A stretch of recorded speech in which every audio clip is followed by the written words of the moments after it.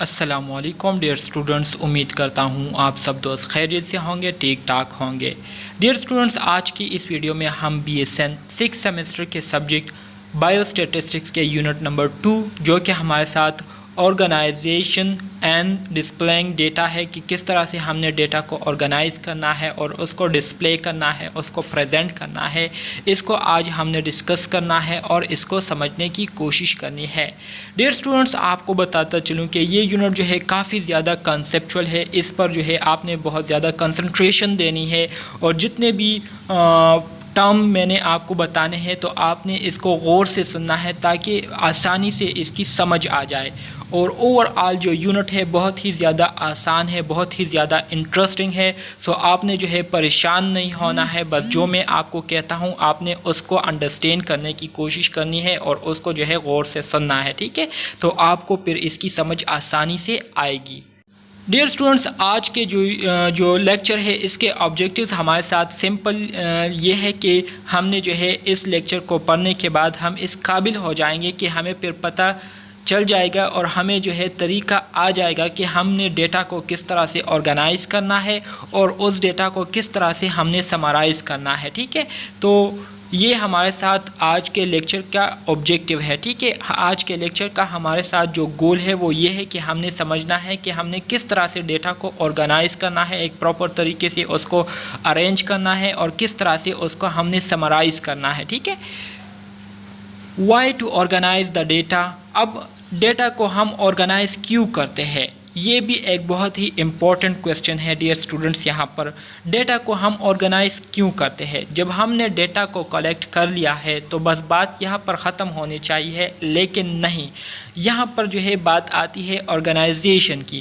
Organization یہ ہمارے ساتھ ایک ایسا پروسیجر ہوتا ہے، ایک ایسا پیٹرن ہوتا ہے، ایک ایسا طریقہ ہوتا ہے جس میں ہم نے جو ڈیٹا کلیکٹ کیا ہوا ہوتا ہے فرام ویریس سورسز، تو اس ڈیٹا کو ہم کیا کرتے ہیں، ایک پراپر سیکوینس میں، ایک پراپر آرڈر سے اور ایک پراپر طریقے سے اس کو ہم کیا کرتے ہیں، اس کو ہم ارینج کرتے ہیں۔ اور اس ڈیٹا کو ہم اس لیے ارینج کرتے ہیں، اس لیے ہم اس کو ایک پراپر طریقے سے ایک پراپر آرڈر میں رکھتے ہیں تاکہ جو ریڈر ہوتے ہیں، تاکہ جو دیکھنے والے ہوتے ہیں ان کے لیے آسانی ہو اور وہ آسانی سے اس ڈیٹا کو جو ہے اس کو ریڈ آؤٹ کر سکے۔ تو اس مقصد کے لیے ہم ڈیٹا کو کیا کرتے ہیں، آرگنائز کرتے ہیں، ٹھیک ہے؟ آرگنائز سے مراد ایک پراپر طریقے سے اس کو ارینج کر کے پریزنٹ کرتے ہیں۔ Organising data. ڈیئر اسٹوڈنٹس، اب ہمارے ساتھ جو ڈیٹا ہے اس کو ہم ڈفرینٹ میتھڈس کے ذریعے آرگنائز کرتے ہیں، ڈفرینٹ میتھڈس کے ذریعے ہم اس کو پریزنٹ کرتے ہیں۔ اس میں ہمارے ساتھ جو میجر کامنلی یوز میتھڈس ہے اور کامنلی نون میتھڈ ہے جس کو زیادہ تر میجورٹی جو لوگ جو ہے اس کو جانتے ہیں، اس کے بارے میں ان کو سمجھ ہے، تو وہ ہمارے ساتھ مندرجہ ذیل ہے۔ سب سے پہلے جو ہم ڈیٹا کو آرگنائز کرتے ہیں وہ فریکوینسی ٹیبل کے ذریعے ارینج کرتے ہیں۔ اس کے علاوہ ہسٹوگرام کے ذریعے بھی ارینج کر سکتے ہیں، پولیگون کے ذریعے بھی ارینج کرتے ہیں، بار چارٹ کے ذریعے بھی کیا جاتا ہے، پائی چارٹ کے ذریعے بھی ارینج کیا جاتا ہے، پریزنٹ کیا جاتا ہے ڈیٹا کو۔ اس کے علاوہ اسٹیم اینڈ لیف ڈسپلے کے ذریعے بھی ڈیٹا کو ارینج کیا جاتا ہے، پریزنٹ کیا جاتا ہے۔ اس کے علاوہ باکس پلاٹ کے ذریعے بھی ڈیٹا کو پریزنٹ کیا جاتا ہے۔ تو ڈیئر اسٹوڈنٹس، یہ ہمارے ساتھ وہ کامنلی یوز میتھڈ ہے جس کے ذریعے ڈیٹا کو زیادہ تر پریزنٹ کیا جاتا ہے، اس کو جو ہے لوگوں کے لیے آسانی سے پریزنٹ کیا جاتا ہے، جس کے بعد جو ریڈر ہوتے ہیں ان کو بہت آسانی ہوتی ہے اس میتھڈ میں ڈیٹا کو ریڈ آؤٹ کرنے میں، ٹھیک ہے؟ Main component of table. Dear students, یہاں پر ہم نے ٹیبل کی بات کی تو ٹیبل کو بنانے کے لیے بھی کچھ مین کمپوننٹس ہوتے ہیں، کچھ پارٹس ہوتے ہیں جس کا خیال رکھنا بہت زیادہ ضروری ہوتا ہے۔ اور اگر ان کمپوننٹس کا ہم خیال نہ رکھیں ٹیبل کو بنانے کے دوران تو ہمارا جو ڈیٹا ہوتا ہے وہ پھر یوز لیس ہو جاتا ہے، اس کا کوئی فائدہ نہیں ہوتا، کیونکہ جو ریڈر ہوتے ہیں ان کو جو ہے پھر پتہ نہیں چلتا کہ یہ بات کس چیز کی ہو رہی ہے یا جو ڈیٹا پریزنٹ کیا گیا ہے تو یہ کس چیز کا ڈیٹا ہے، ٹھیک ہے؟ اور ان سے وہ پھر کنکلوژن نہیں نکال سکتے۔ تو اس لیے یہ کمپوننٹ کو انڈرسٹینڈ کرنا بہت زیادہ ضروری ہے، ٹھیک ہے؟ جب بھی ہم کوئی ٹیبل بنائیں تو ٹیبل کو بنانے کے دوران ہمیں ان کمپوننٹس کا خیال رکھنا بہت زیادہ ضروری ہے، ٹھیک ہے؟ سب سے پہلے جب بھی ہم ٹیبل بنائیں تو ٹیبل بنانے کے لیے ہم سیریل نمبر کو یوز کریں، ٹھیک ہے۔ سیریل نمبر کو ہم اس لیے یوز کرتے ہیں تاکہ ہمیں جو ہے آئیڈینٹیفیکیشن کرنے میں آسانی ہو، ٹھیک ہے، فار ایزی آئیڈینٹیفیکیشن، تاکہ ہم چیزوں کو آسانی سے آئیڈینٹیفائی کر سکیں۔ اس کے بعد جو دوسرا سٹیپ ہے ہمارے ساتھ ٹیبل کو بنانے کے لیے، جو دوسرا کمپوننٹ ہے وہ ہے ٹائٹل۔ ڈیئر اسٹوڈنٹ، ٹائٹل جو ہے ایک سمری ہوتی ہے کسی بھی پریزنٹیشن کی۔ جب بھی ہم کوئی ٹائٹل کو دیکھتے ہیں تو ہمیں یوزولی اس پریزنٹیشن کے بارے میں اوور آل جو آئیڈیا ہوتی ہے وہ مل جاتی ہے۔ مثال کے طور پر آپ جو ہے پاپولیشن میں جو ہے برتھ ریٹ پر جو ہے آپ ڈیٹا کو پریزنٹ کرنا چاہتے ہیں تو آپ کا ٹائٹل جو ہے وہ ایسا ہونا چاہیے کہ total birth rate per year in a population, ٹھیک ہے، مطلب ایک پاپولیشن میں پر ایئر میں کتنی برتھ ریٹ ہوتی ہے، ٹھیک ہے، برتھ ریٹ کتنا ہے، کتنے لوگ بچے جو ہے وہ پیدا ہوتے ہیں پر ایئر کے لحاظ سے ایک پاپولیشن میں۔ تو اس ٹائٹل سے جو ہے جو ریڈر ہوتا ہے اس کو یہ پتہ چل جاتا ہے کہ اس ٹیبل میں جو میرے ساتھ ڈیٹا ہوگا تو وہ یوزولی پاپولیشن کے حوالے سے ہوگا، اور پھر پاپولیشن میں بھی ہمارے ساتھ پھر بچوں کے حوالے سے ہوگا کہ پر ایئر کے لحاظ سے بچوں کی جو تعداد ہے یا پیدائش ہوتی ہے کتنی تعداد میں وہ پیدا ہوتے ہیں پر ایئر کے لحاظ سے ایک پاپولیشن میں۔ تو اس لیے ٹائٹل کو دینا بہت زیادہ ضروری ہوتا ہے جب بھی ہم ٹیبل بناتے ہیں۔ ٹائٹل جو ہے وہ بریف ہونا چاہیے، کلیئر ہونا چاہیے، کنسائز ہونا چاہیے، سیلف ایکسپلینیٹری ہونا چاہیے۔ سیلف ایکسپلینیٹری سے مراد یہ ہے جو ابھی میں نے آپ کو بات کہی کہ ٹائٹل ایسا ہونا چاہیے کہ جس سے جو ریڈر ہوتے ہیں ان کو پتہ چلے کہ یار میں نے جو ٹائٹل جو ٹیبل کو ریڈ آؤٹ کرنا ہے تو یہ ٹیبل جو ہے یوزولی اس چیز کے بارے میں ہے، مجھے اس ٹیبل میں اس چیز کے بارے میں ڈیٹا ملے گا، ٹھیک ہے۔ مسٹ آنسر 4 کویسچن، اور اسی طرح سے آپ کا جو ٹائٹل ہے وہ 4 چیزوں کے بارے میں یا 4 کویسچنز کے بارے میں جواب دہ ہونا چاہیے۔ مطلب آپ کا ٹائٹل ایسا ہونا چاہیے جس سے جو ہے جو ریڈر ہوتے ہیں ان کو ان 4 سوالوں کے جوابات ملے، لائک اگر ڈیٹا آپ پریزنٹ کر رہے ہیں تو کیا پریزنٹ کر رہا ہے، what is present in data, آپ نے جو ڈیٹا پریزنٹ کیا ہے تو یہ کہاں کی ہے، کیسے کی ہے، اور اسی طرح سے کب کی ہے، ٹھیک ہے، what where how and when، ٹھیک ہے۔ اس کے بعد ہمارے ساتھ جو تیسرا کمپوننٹ ہے ٹیبل کو بنانے کا وہ ہے نمبر اینڈ ٹائٹل۔ آپ نے نمبرنگ دینی ہے اور ٹائٹل کو جو ہے ضرور نوٹ کرنا ہے۔ اس کے بعد ہمارے ساتھ جو چوتھا کمپوننٹ ہے وہ ہے کیپشن اینڈ سٹب جو ہے یہ ہمارے ساتھ جب ہم کالم کو سٹارٹ کرتے ہیں، جب ہم ٹیبل کو بناتے ہیں تو ٹیبل کا ہمارے ساتھ جو لیفٹ سائڈ پر پہلا کالم ہوتا ہے تو اس کو ہم سٹب کہتے ہیں۔ اس سٹب میں ہم کیا کرتے ہیں، اس سٹب میں ہم ہیڈنگ دیتے ہیں، ٹھیک ہے، اور ہیڈنگ کے نیچے پھر ہم کیا کرتے ہیں اس میں ہم نمبرنگ بھی دے سکتے ہیں، اور جو ہمیں جس چیز کے بارے میں ہم ڈیٹا کو پریزنٹ کرنے والے ہوتے ہیں تو اس کے نیم بھی ہم اس میں پریزنٹ کر سکتے ہیں۔ جو کیپشن ہوتا ہے، کیپشن ہمارے ساتھ اس لیفٹ ہینڈ کالم کے علاوہ جو دوسرے کالمز ہوتے ہیں اور ان کی جو ہیڈنگز ہوتی ہے اس کو ہم کیپشن کہتے ہیں۔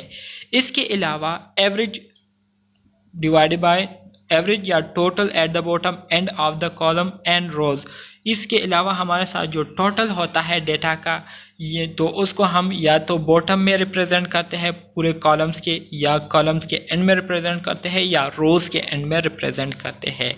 فٹ نوٹ یوزولی ہمارے ساتھ پیس آف انفارمیشن کو کہتے ہیں، ٹھیک ہے۔ پیس آف انفارمیشن آپ دوستوں نے اکثر بکس میں دیکھا ہوگا کہ بکس کے سائٹ پر جو ہے ایک کالم ہوتا ہے یا ایک کیا کہتے ہیں یار ایک رف سائڈ ہوتا ہے جہاں پر جو ہے لکھا ہوا ہوتا ہے ٹڈ بٹ یہ ہمارے ساتھ ایک گریک ورڈ ہے جس کا مطلب پیس آف انفارمیشن کو کہتے ہیں، ٹھیک ہے۔ سو فٹ نوٹ سے مراد یہ ہمارے ساتھ اس میں جو ہے ایک انفارمیشن سنٹینس لکھا گیا ہوتا ہے کسی چیز کے بارے میں یا جو ٹاپک ہم پڑھ رہے ہوتے ہیں اس کے بارے میں، ٹھیک ہے۔ مثال کے طور پر age in year is on last birthday, source of data for example economic survey of Pakistan 2001 to 2002۔ تو یہ ہمارے ساتھ وہ میجر کمپوننٹ ہے جو کہ ہم ٹیبل کو بنانے کے دوران ہمیں ان کمپوننٹس کا خیال رکھنا چاہیے۔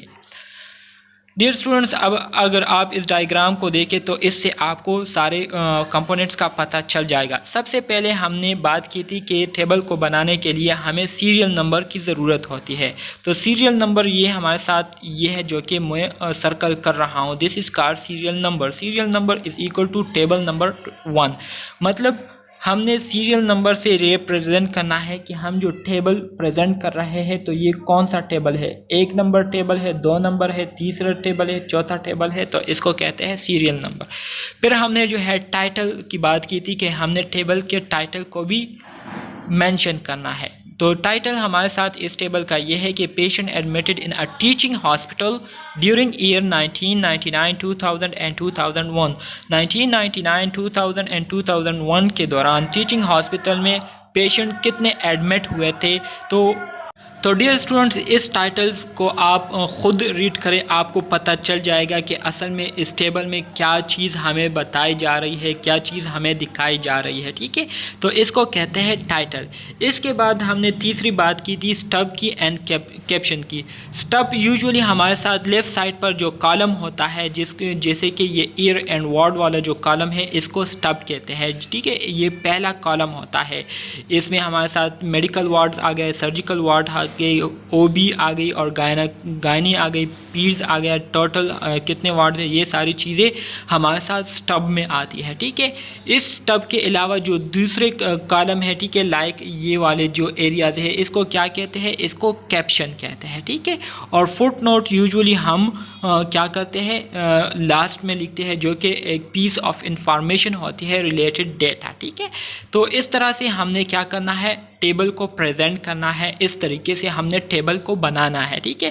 یہ تو میتھڈ تھا کہ ٹیبل کو ہم نے کس طرح سے بنانا ہے، کن چیزوں کا خیال رکھنا ہے ڈیورنگ ڈرائنگ اے ٹیبل، ٹھیک ہے۔ تو امید کرتا ہوں ڈیئر اسٹوڈنٹس اس کی سمجھ آپ دوستوں کو آ گئی ہوگی۔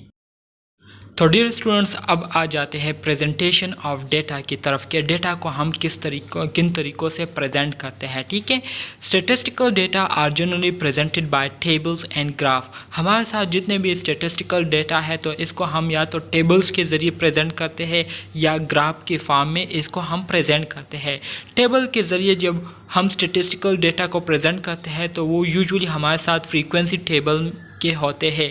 اس کے علاوہ گراف کو یا گراف میتھڈز کو جب ہم یوز کرتے ہیں اسٹیٹسٹیکل ڈیٹا کے لیے تو اس میں زیادہ تر عموماً ہمارے ساتھ کوالیٹیٹیو ڈیٹا ہوتی ہے یا کوانٹیٹیو ڈیٹاز ہوتی ہے۔ سو ان دونوں ڈیٹاز کو ریپریزنٹ کرنے کے لیے ہم پھر کیا کرتے ہیں، different types of graph use کرتے ہیں۔ تو اس طریقے سے ہم ڈیٹا کو کیا کرتے ہیں، پریزنٹ کرتے ہیں۔ ڈیئر اسٹوڈنٹس، اب آ جاتے ہیں فریکوینسی ٹیبل کی طرف۔ A complete frequency table provide a frequency distribution. ہمارے ساتھ ایک مکمل فریکوینسی ٹیبل جو ہے ہمیں فریکوینسی ڈسٹریبیوشن کے بارے میں انفارمیشن دیتی ہے۔ فریکوینسی ڈسٹریبیوشن کسے کہتے ہیں؟ Frequency distribution is a table that include a set of interval and display the number of measurement in H interval. Frequency distribution سے مراد فریکوینسی ہے۔ فریکوینسی سے مراد یہ ہے کہ ایک ایونٹ جو ہے ایک پاپولیشن میں کتنی تعداد میں ہو رہی ہے، ٹھیک ہے۔ The number of occurrence of an event in a population, کسی پاپولیشن میں ایک ایونٹ کتنی تعداد سے ہو رہی ہے، کتنی بار ہو رہی ہے، تو اس کو ہم کہتے ہیں فریکوینسی۔ سو فریکوینسی ڈسٹریبیوشن یہ ہمارے ساتھ ایک ٹیبل ہوتا ہے جس کے ذریعے ہمیں جو ہے سیٹ آف انٹرولز جو ہے وہ دیے گئے ہوتے ہیں، اور اسی طرح سے اس ایچ انٹرول میں کتنی تعداد میں جو ہے ایک ایونٹ ہو رہی ہوتی ہے، ایچ کلاس میں کتنی تعداد میں ایک جو ہے ایک ایونٹ ہو رہا ہوتا ہے، تو اس کو کہتے ہیں frequency distribution. So dear student, frequency table کا ایگزامپل نمبر 1 ہمارے ساتھ موجود ہے۔ اس ایگزامپل کے ذریعے آپ کو اب بہتر طریقے سے فریکوینسی کی سمجھ آ جائے گی۔ Suppose we are interested in studying the number of children in the families of a community۔ کہتے ہیں کہ مثال کے طور پر ہم چاہتے ہیں کہ ہم ایک کمیونٹی میں وزٹ کریں اور اس کمیونٹی میں جتنی فیملیز ہیں ان فیملیز سے ہم جو ہے ڈیٹا کو لے کے ہر فیملی میں کتنے بچے جو ہے وہ موجود ہے، ٹھیک ہے۔ تو بچوں کا ڈیٹا جو ہے ہم نے لینا ہے، ٹھیک ہے۔ سو the following data has been collected base on around random sample of n is equal to 30 families. سو ایک ڈیٹا جو ہے ایک سیمپل سے لیا گیا ہے جس میں ہمارے ساتھ 30 فیملیز کو جو ہے ایز اے سیمپل لیا گیا ہے۔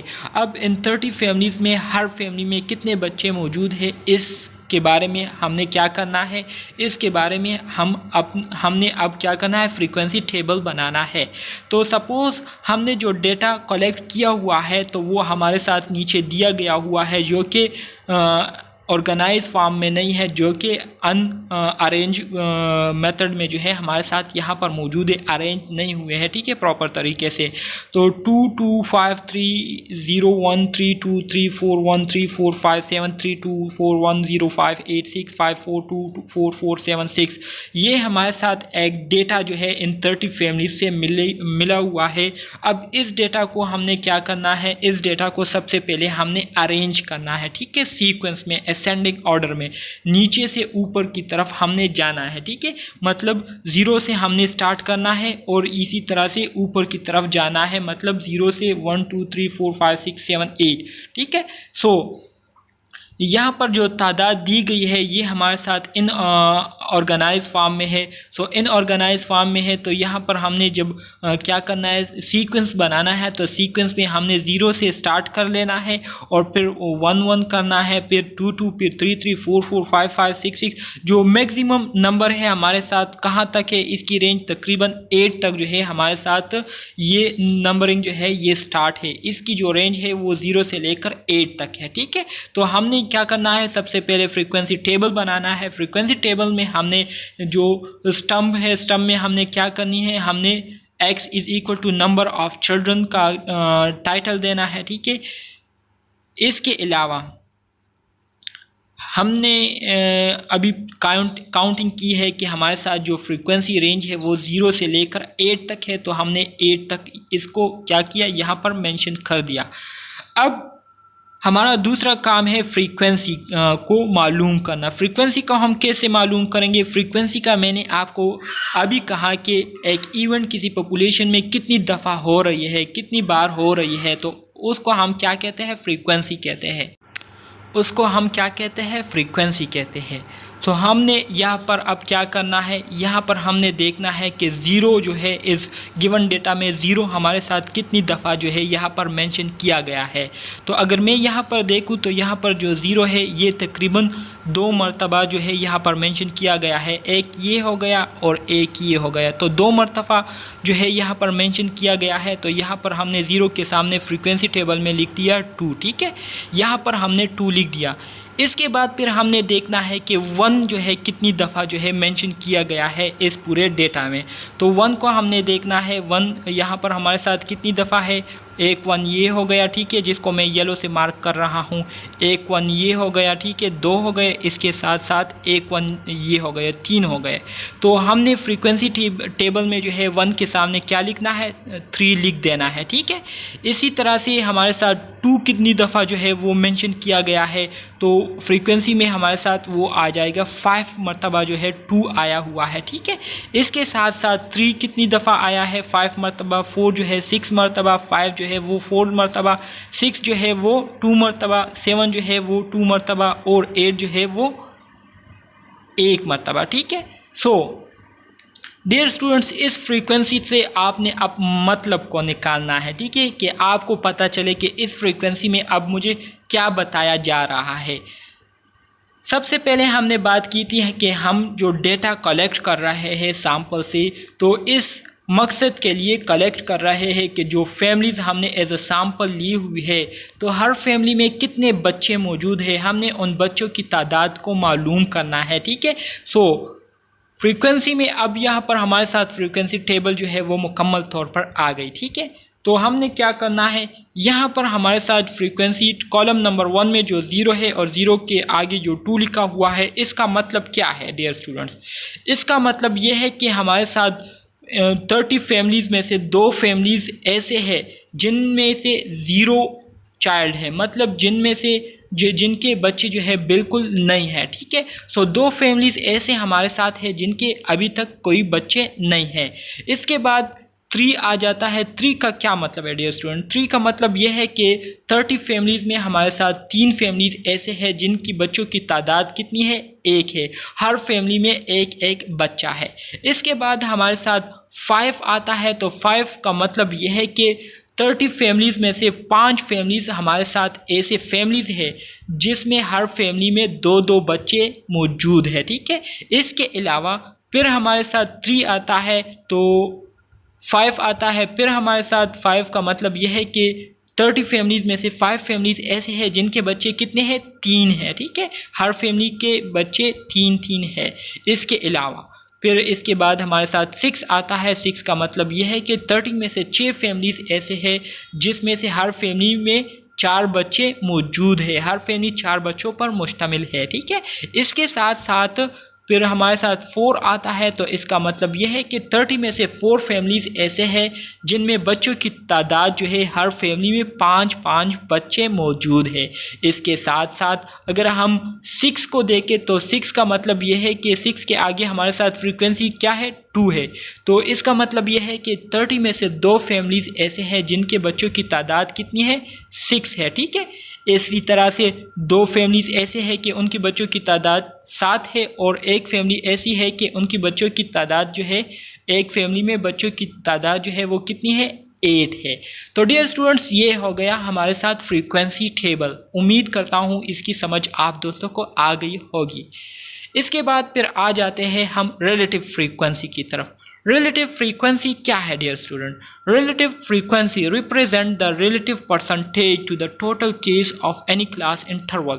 मतलब यह है इसका कि हमारे साथ जो टोटल ऑब्जर्वेशन है, टोटल ऑब्जर्वेशन से मुराद हमारे साथ जो सैंपल है, सैंपल हमने कितनी ली थी? मतलब 30 फैमिलीज़ पर मुश्तमिल हमने सैंपल ली हुई है, ठीक है। सो इस 30 फैमिलीज़ में से हमारे साथ जो परसेंटेज है, ठीक है, रिलेटिव परसेंटेज है, तो वो क्या है? तो उसको हम रिलेटिव फ्रीक्वेंसी के ज़रिए मालूम करते हैं। रिलेटिव फ्रीक्वेंसी को हम किस तरह से मालूम करेंगे? It is obtain by dividing the number of cases in each class.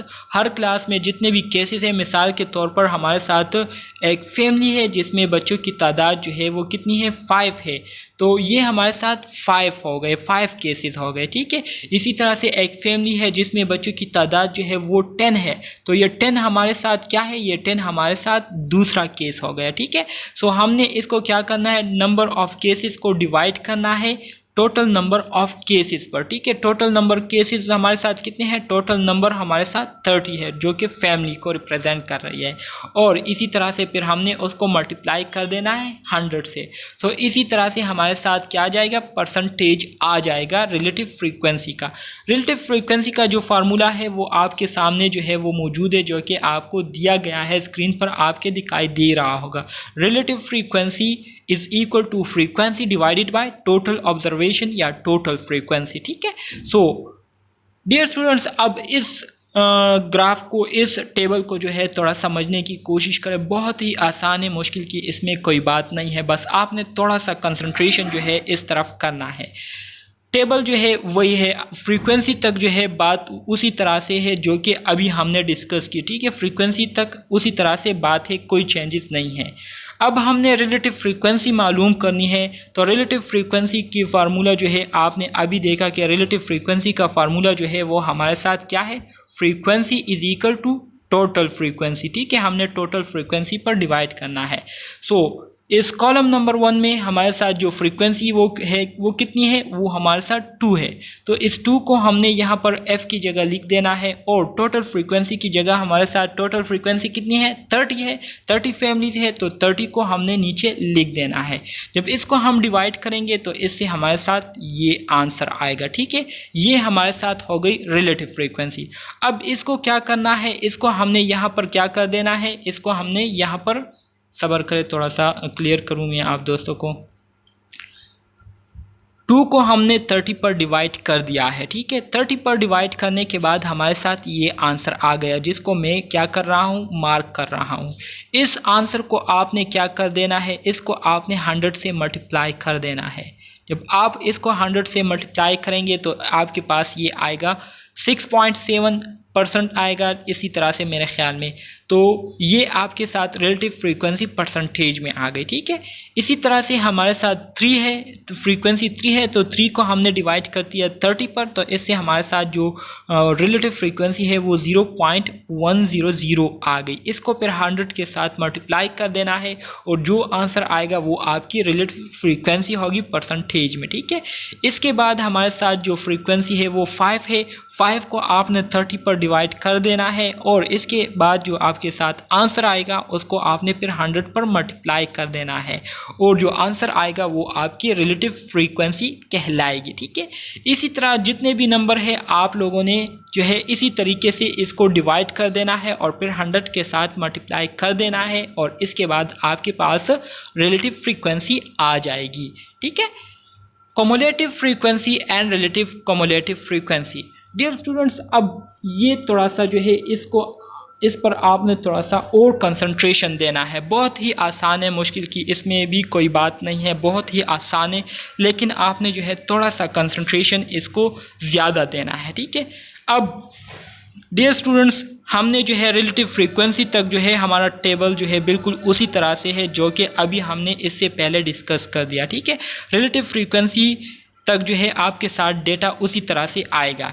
इसके बाद हमारे साथ 2 चीज़ें और ऐड होती है, एक हमारे साथ कम्युलेटिव फ्रीक्वेंसी होती है और दूसरे हमारे साथ cumulative relative frequency. Cumulative frequency किसे कहते हैं? कम्युलेटिव फ्रीक्वेंसी की अगर डिफिनीशन में आप दोस्तों को करूं तो सम ऑफ प्रीवियस रिलेटिव फ्रीक्वेंसी, मतलब जो प्रीवियस रिलेटिव फ्रीक्वेंसी थी जो हमारे साथ ये है, ठीक है, इसको आपने ऐड कर देना है, ठीक है, प्लस करंट रिलेटिव फ्रीक्वेंसी, और जो करंट रिलेटिव फ्रीक्वेंसी है उसको आपने ऐड कर लेना है, तो इससे आपके पास आ जाएगा कम्युलेटिव फ्रीक्वेंसी, ठीक है dear student.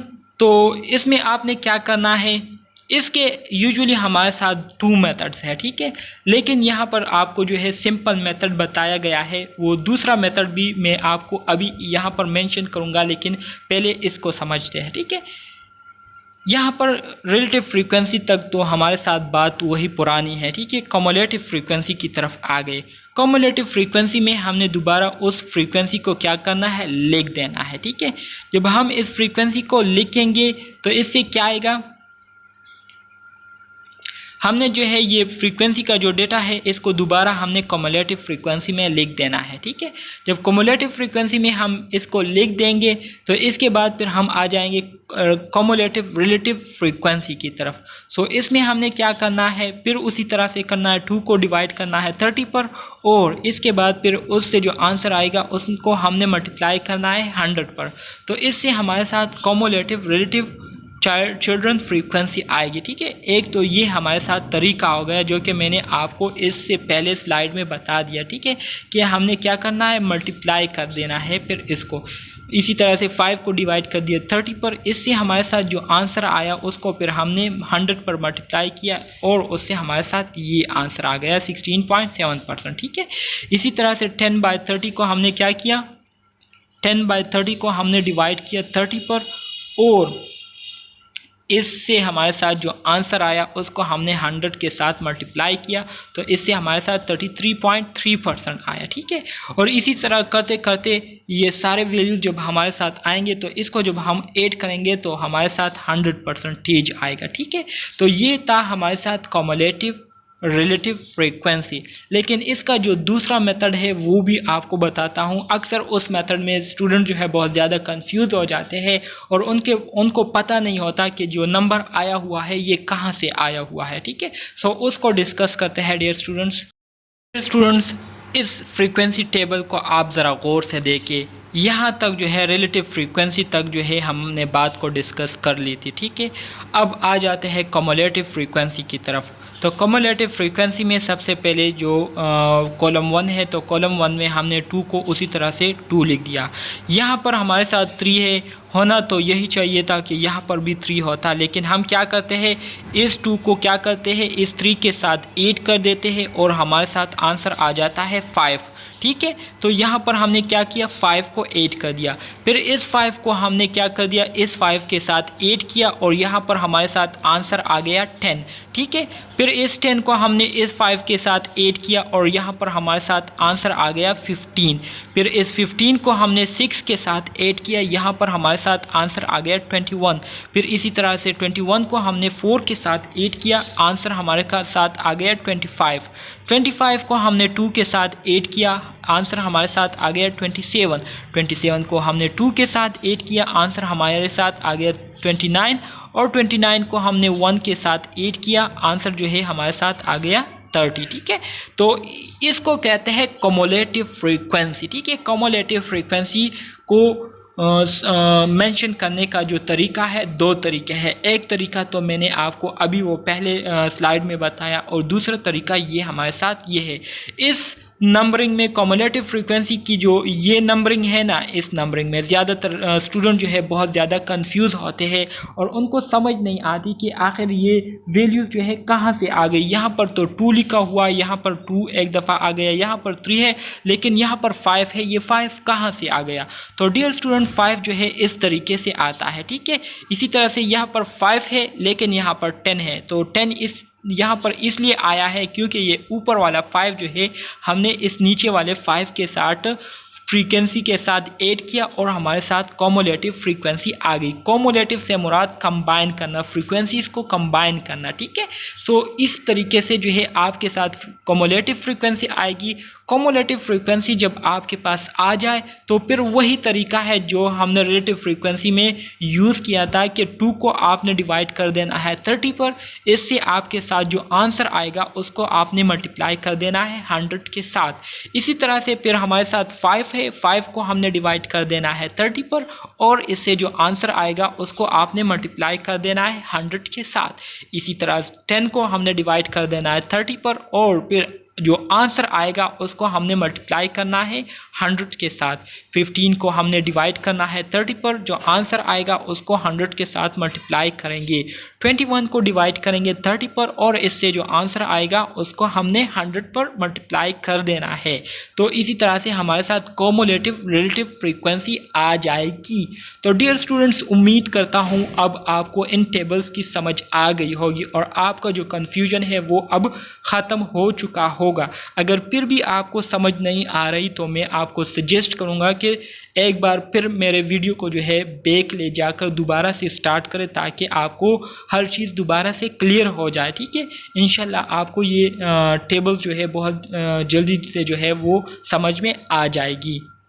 So dear student, مزید آگے بڑھتے ہیں کومولیٹو ریلیٹو فریکوینسی کی طرف. Give the proportion of individual having a measurement less than or equal to the upper boundary of the class interval. ٹھیک ہے, کومولیٹو ریلیٹو فریکوینسی ہمیں کیا کرتی ہے, یہ ہمیں ایک پروپورشن دیتی ہے, ہمیں ایک پرسنٹیج دیتی ہے جو کہ اوپر والے کالم کے جو ڈیجٹ ہوتے ہیں ان کے برابر ہوتے ہیں یا اس سے کم ہوتے ہیں. ٹھیک ہے, سو ریلیٹو کومولیٹو فریکوینسی کا جو فارمولا ہے وہ آپ کو دیا گیا ہے. Relative کومولیٹو frequency is equal to کومولیٹو frequency divided by total observation. جو کومولیٹو فریکوینسی ہے اس کو آپ نے ڈیوائڈ کر دینا ہے ٹوٹل آبزرویشن پر. ٹھیک ہے, تو یہ ہو گیا ہمارے ساتھ. ٹھیک ہے, بہت ہی آسان ہے ڈیئر اسٹوڈنٹس. وہی میتھڈ جو ہے یہاں پر بھی بتایا گیا تھا, میرا جو ہے وہ تھوڑا سا دھیان نہیں تھا. سو 2 کو ہم نے کیا کیا, 8 کیا 3 کے ساتھ, ہمارے ساتھ آنسر آ گیا 5. اسی طرح سے 5 کو ہم نے 8 کیا 5 کے ساتھ, ہمارے ساتھ آنسر آ گیا 10. 10 کو ہم نے 8 کیا 5 کے ساتھ, 15 آنسر آ گئے. 15 کو ہم نے 8 کیا 6 کے ساتھ, آنسر آ گیا 21. 21 کو 8 کیا 4 کے ساتھ, آنسر آ گیا 25. 25 کو 8 کیا 2 کے ساتھ, آنسر آ گیا 27. اور 27 کو 8 کیا 2 کے ساتھ, آنسر آ گیا 29. اور 29 کو 8 کیا 1 کے ساتھ, آنسر ہمارے ساتھ آ گیا 30. تو دس از کالڈ کومولیٹو فریکوینسی. اب اس کومولیٹو فریکوینسی جو ریلیٹو کومولیٹو فریکوینسی ہے تو اس کا ہمارے ساتھ جو فارمولا ہے وہ ہے کومولیٹو frequency divide by total observation. So total observation ہمارے ساتھ 30 ہے, اور کومولیٹو فریکوینسی کے جتنے بھی ڈیجٹ ہے اس کو ہم نے کیا کر دینے ہیں, مینشن کر کے ڈیوائڈ کر دینا ہے, اور پھر 100 پر ملٹیپلائی کر دینا ہے. تو ہمارے ساتھ پرسنٹیج میں آنسر آ جائے گا. ٹھیک ہے, एग्जाम्पल नंबर 2 डियर स्टूडेंट्स, अब एग्जाम्पल 2 दिया गया है, कहता है कि now suppose we need to construct a familiar similar frequency table for the age of patient with heart related problem in a clinic. कहते हैं कि इसी तरह से सिमिलर फ्रीक्वेंसी टेबल हमने बनाना है उन पेशेंट्स के लिए जो कि हार्ट के पेशेंट है, और उनके एज के बेस पर हमने क्या करना है, फ्रीक्वेंसी टेबल को बनाना है। ठीक है, so the following data has been collected based on the random sample of n. Random sample n की बुनियाद पर जो है हमने डेटा को कलेक्ट किया हुआ है, और इस सैंपल में हमने तकरीबन 30 हार्ट पेशेंट को लिए हुए हैं। ठीक है, 30 हार्ट पेशेंट को हमने अपने ऑब्जर्वेशन में रखा हुआ है। Who went to the emergency room of the clinic for heart related problems. The measurements are, अब हमें जो मेजरमेंट जो डेटा दी गई है वो यहाँ पर जो डेटा है ये असल में एज के बारे में आपको बता रहे हैं। इसमें हमारे साथ 42 एज का बंदा भी है, 38 का भी है, 51 का भी है, 53 का भी है, 40 का भी है, 68 का भी है, 62 का भी है, 36 का भी है, 32 का भी है, 45 का भी है, 51 का भी है, 67 का भी है, 53 का भी है, 59 का भी है, 47 का भी है, 63 का भी है, 52 का भी है, 64 का भी है, 61 का भी है, 43 का भी है, 56 का भी है, 58 का भी है, 66 का भी है, 54 का भी है, 56 का भी है, 52 का भी है, 40 का भी है, 55 का भी है, 71 का भी है और 69 का भी है। ये असल में इस उम्र के जो पेशेंट है वो हमारे साथ मौजूद है। ठीक है, हमारे सैंपल में, और हमारे सैंपल की जो तादाद है वो कितनी है, वो 30 है। मतलब 30 मेंबर पर मुश्तमिल एक सैंपल है जिसमें हमारे साथ इन मुख्तलिफ एज के पेशेंट जो है वह मौजूद है। तो सबसे पहले हमारा काम क्या होगा, सबसे पहले हमारा काम ये होगा कि हमने इस गिवन डेटा को सीक्वेंस में अरेंज करना है असेंडिंग ऑर्डर में, मतलब नीचे से ऊपर की तरफ जाना है। तो सबसे जो कम नंबर डिजिट है हमारे साथ वो है 32 से ये स्टार्ट हुआ है 71 तक गया है। मतलब हमारे सैंपल में 32 साल उम्र के पेशेंट से लेकर 71 साल उम्र के पेशेंट जो है वो मौजूद है हमारे सैंपल में। ठीक है, तो इसको हमने एक प्रॉपर सीक्वेंस में क्या कर दिया, अरेंज कर दिया प्रॉपर ऑर्डर में, असेंडिंग ऑर्डर में। 32, 36, 38, 40, 42, 43, 45, 47, 51, 52, 53, 54, 55, 56, 58, 59, 61, 62, 63, 64, 66, 67, 68, 69, 71 तक हम आ गए। ठीक है, इसको हमने असेंडिंग ऑर्डर में अरेंज कर दिया। अब हमारे साथ दूसरा जो स्टेप है वो क्या होगा, दूसरा स्टेप हमारे साथ ये होगा कि हमने इसके रेंज को मालूम करना है। रेंज का फार्मूला आप सब दोस्तों को पता है कि range is equal to range maximum. ठीक है, range maximum minus range minimum. मतलब सबसे जो बड़ा नंबर है इस बड़े नंबर से हमने सबसे छोटे नंबर को डिवाइड करना, माइनस करना है। तो 71 माइनस क्या कर देना है, 32 कर देना है। 71 माइनस 32 हमारे साथ आंसर आ गया 39। ठीक है, ये 39 आंसर हमारे साथ आ गया। सो रेंज हमारे साथ क्या है, 39 है। रेंज फार्मूला भी यहाँ पर दिया गया है, range is equal to maximum minus minimum. ठीक है, सो 39 ये हमारे साथ इससे आंसर आ गया। तीसरा स्टेप हमारे साथ क्या है, तीसरा स्टेप हमने डिसाइड करना है नंबर ऑफ़ क्लासेस को। नंबर ऑफ़ क्लासेस या इंटरवल को डिपेंड्स करता है नंबर ऑफ़ ऑब्जर्वेशन पर, but in general should range from, लेकिन आम तौर पर अगर इसको हम देखें तो क्लासेस हमारे साथ 5 से लेकर 15 तक होने चाहिए। ठीक है, क्लासेस। फिर इसके बाद हमने जो चौथा स्टेप करना है वो क्या करना है, calculate width of class. Class का विड्थ जो है हमने कैलकुलेट करना है। So width is equal to range divided by number of cases. So width हमारे साथ क्या है, मतलब जो एवरेज पर ईयर्स है पेशेंट के, जो एवरेज ईयर के पेशेंट है हमारे साथ वो क्या है, 39 है। 39 एज का पेशेंट है। ठीक है, इसको हमने डिवाइड कर देना है किस पर, इसको हमने डिवाइड कर देना है 8 पर। ठीक है, अब आप कहेंगे कि ये 8 कैसे आया यहाँ पर, तो डियर स्टूडेंट्स हमने इसको क्या किया, हमने इसको क्लास इंटरवल में कन्वर्ट किया है।